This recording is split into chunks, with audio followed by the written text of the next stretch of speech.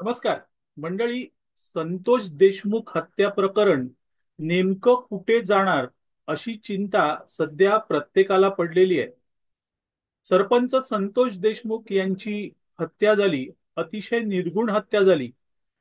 त्या हत्या प्रकरणातील 3 जणांना अटकही झाली, पण या सगळ्या हत्या प्रकरणात धनंजय मुंडे, जे राष्ट्रवादी काँग्रेस अजित पवार गटाचे आमदार आहेत आणि राज्याचे मंत्री आहेत, त्यांचा हात आहे असा आरोप विरोधकांनी केलेला आहे. आणि त्यावरून संपूर्ण महाराष्ट्रात एकच गजब झालेला आहे. विरोधक धनंजय मुंडेंना टार्गेट करायचा एकही प्रसंग सोडत नाहीयेत.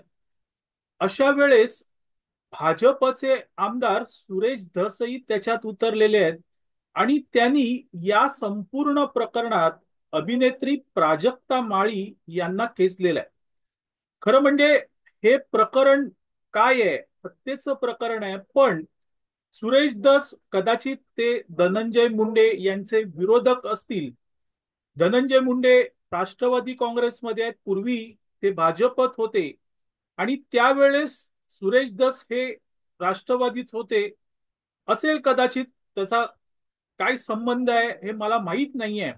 पण जे समोर दिसतंय ते असं आहे की सुरेश धस हे गोपीनाथ मुंडे यांचे पुतणे अर्थात धनंजय मुंडे यांना टार्गेट करतायत. आणि तसं टार्गेट करत असताना त्यांनी प्राजक्ता माळी यांना यामध्ये खेचलं. खरं म्हणजे धनंजय मुंडे आणि प्राजक्ता माळी यांचा संबंध जोडताना सुरेश धस एक गोष्ट विसरले की प्राजक्ता माळी या स्त्री आहेत. आणि अशा प्रकारे या प्रकरणात ज्या वेळेस स्त्रीला ओढलं जातं त्यावेळेस तिच्या चारित्र्याचा प्रश्न असतो मित्रांनो. आणि महाराष्ट्राची ही संस्कृती नाहीये. प्राजक्ता माळींनी आपल्यावर जो चारित्र्य हाणण्याचा प्रयत्न झाला त्या विरोधात आवाज उठवलाय. त्यांनी पत्रकार परिषद घेतली आणि आता महाराष्ट्रातले अनेक पुरोगामी हे प्राजक्ता माळी यांच्या सोबत आहेत. प्राजक्ता माळी यांचा आवाज बुलंद करतायत. इतकंच नाही मित्रांनो, तर प्राजक्ता माळी यांनी मुख्यमंत्री देवेंद्र फडणवीस यांचीही भेट घेतली, त्यांच्याकडेही तक्रार केलेली आहे. आज उद्याला कदाचित सुरेश धस यांच्यावर भाजपतूनच कारवाई होईल. हे सगळं सांगायचा अर्थ इतकाच आहे मित्रांनो, की महाराष्ट्रात अशा प्रकारे स्त्रीचा होणारा अपमान हा सहन केला जात नाही आणि तो सहन केला जाऊही नये.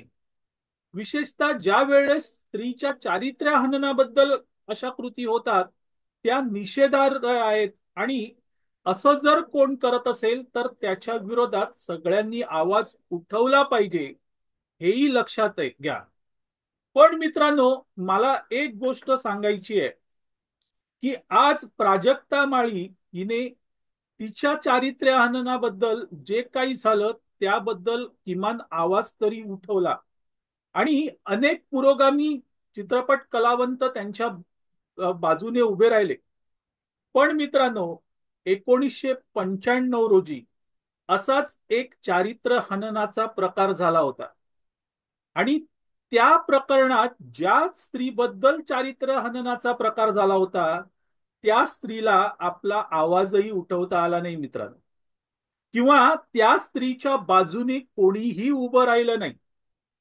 त्यावेळेस महाराष्ट्राची संस्कृती कुठे आहे असा प्रश्नही कोणी विचारला नाही. का?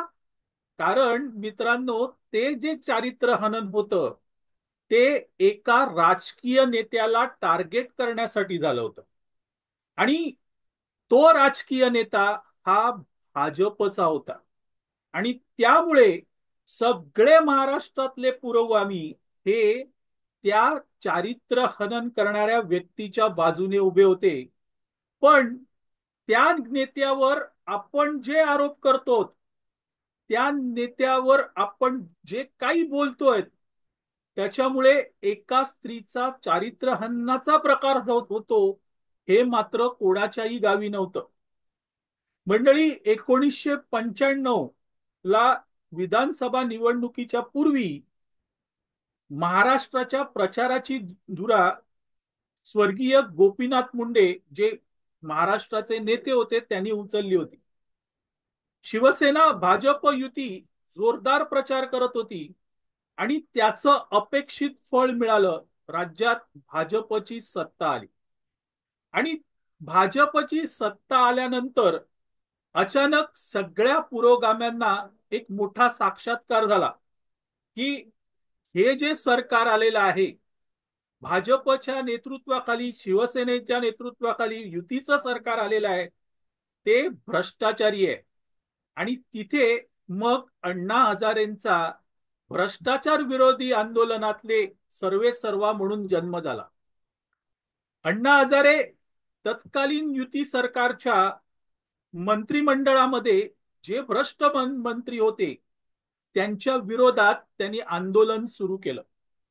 आणि त्याच वेळेस मित्रांनो, अण्णा हजारेंनी एक प्रकरण काढलं आणि हे प्रकरण होतं पुण्यातील एका फ्लॅटचं.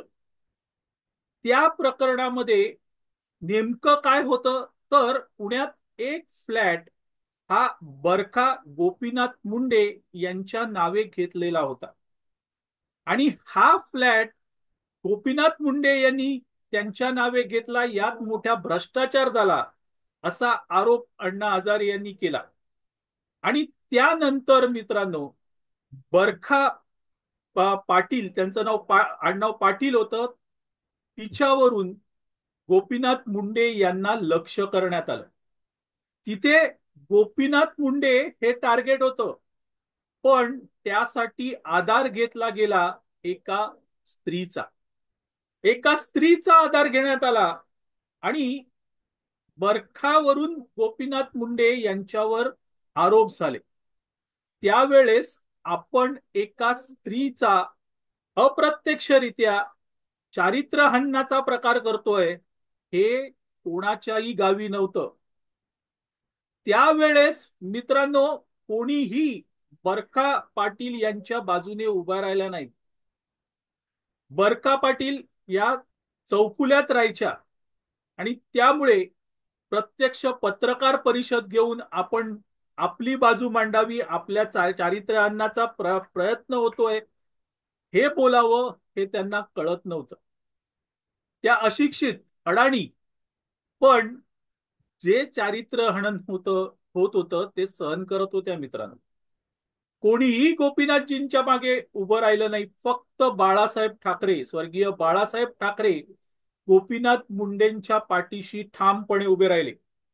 यांनी सरळ सांगितलं, प्यार किया तो डरना क्या. इतकंच नाही मित्रांनो, तर त्यावरून त्यांनी अण्णा हजारेंनाही टोला लावला की तुम्ही एका स्त्रीचं चारित्र्यहनन करताय. गोपीनाथ मुंडे बाजूला राहू दे, पण बरखा पाटील यांच्यावरून गोपीनाथ मुंडे यांना तुम्ही टार्गेट करताय. हे बाळासाहेबच म्हणू शकत होते आणि त्यांनीच सांगितलं. त्यावेळेस मित्रांनो, गोपीनाथ मुंडे हे अतिशय अस्वस्थ होते. अतिशय अस्वस्थ होते, कारण भाजपमधूनही अपेक्षित तसा प्रतिसाद किंवा पाठीशी उभं राहणं त्यांना शक्य नव्हतं. कर्मधर्म संयोगाने त्यावेळेस सुरेश धस हे गोपीनाथ मुंडे यांच्या सोबत होते आणि सुरेश धस सांगतायत की मी गोपीनाथ मुंडे यांच्या सोबत काम केलेलं आहे. तेव्हा ते तिथे होते. आपल्या नेत्यावर एका स्त्रीवरून आरोप होतोय हे सुरेश धस यांनाही आवडलेलं नव्हतं मित्रांनो, आवडलेलं नव्हतं. आज तेच सुरेश धस काय करतायत, एका नेत्यावर आरोप करण्यासाठी एका स्त्रीचा चारित्र्यहनन नाही करत आहेत का मंडळी. तिथे बरखा पाटील यांच्या पाठीमागे ना कुठला पुरोगामी उभा राहिला, ना अण्णा हजारेंना कोणी सुनावलं की तुम्ही बरखा पाटील यांचं नाव घेऊन त्यांचं चारित्र्यहनन करताय. हे कोणीही सुनावलं नाही. आज त्याच प्रसंगाचा प्राजक्ता माळी प्रकरणाशी संबंध जोडून बघा मंडळी. किमान आज प्राजक्ता माळी या पुढे आलेल्या आहेत. त्यांनी आपली बाजू मांडली आहे, पत्रकार परिषद घेतली आहे आणि महाराष्ट्रातले सगळे पुरोगामी हे प्राजक्ता माळी यांच्या पाठीशी उभे आहेत, पाठीशी उभे आहेत. आणि म्हणून मी म्हणतो की प्राजक्ता माळी, तुम्ही किमान भाग्यवंत आहात, निदान तुम्हाला तुमचा आवाज तरी उठवता आला. बरखा पाटील यांना तेही करता आलं नाही. त्याही स्त्री होत्या, जरी तमासगिरी नसल्या तरी स्त्री होत्या, पण त्यावेळेस कोणताच मायकालाल बरखा पाटील यांच्या मागे उभा राहिला नाही, एका स्त्रीचं चरित्रहनन करताय म्हणून बोललं नाही. असो मंडळी, तुर्तास इथे थांबतो. आपल्याला हा व्हिडिओ आवडला तर लाईक करा, शेअर करा, लक्षवेधला सबस्क्राईब करा. मी आबा माळकर आपली रजा घेतो. धन्यवाद.